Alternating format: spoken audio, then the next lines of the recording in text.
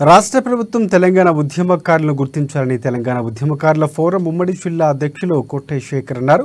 నిర్మల్ జిల్లా కేంద్రంలోని మున్సిపల్ కార్యాలయం ఎదుట గల అమరవీరుల స్తూపం వద్ద అమరవీరులకు నివాళులర్పించారు. అసెంబ్లీ ఎన్నికల సందర్భంగా కాంగ్రెస్ పార్టీ మేనిఫెస్టోలో చెప్పిన విధంగా ఉద్యమకారునికి ఇల్లు నిర్మించి ఇవ్వడంతో పాటు పెన్షన్ సౌకర్యం కల్పించాలన్నారు. బస్సులో ఉచిత ప్రయాణం కల్పించాలని డిమాండ్ చేశారు.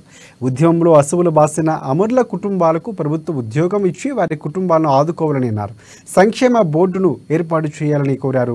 ఇందులో శంకర్, సాయన్న, గోపి గంగన్న, వెంకటరమణ, సుధీర్ సింగ్, షరీఫ్, చోట ఖలీం, సందీప్, కటికే శివాజీ, దొంతుల చంద్రశేఖర్, దొడ్డ మారుతి, ఫాయాజా తదితరులు పాల్గొన్నారు.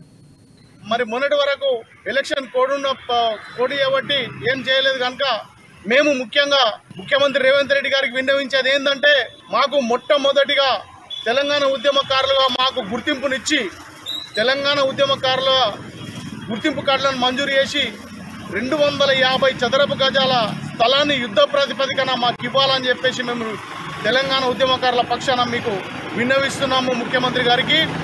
మరి ఇంకో విషయం ఏంటంటే, తెలంగాణ ఉద్యమకారులకు ఒక ఐక్య కార్పొరేషన్ ఏర్పాటు చేసి తెలంగాణ ఉద్యమకారుల సంక్షేమ బోర్డును ఏర్పాటు చేసి ఒక కార్పొరేషన్ ఏర్పాటు చేసి దాని ద్వారా మరి నిరుద్యోగులైనటువంటి ఉద్యమకారులకు రుణాలు ఇప్పించడమే కాదు, మరి దాని విషయం లోపల ఒక ప్రత్యేకమైనటువంటి చర్య తీసుకొని తెలంగాణ సంక్షేమ బోర్డును అత్యవసరంగా ఏర్పాటు చేయాల్సిన అవసరం ఉన్నది కనుక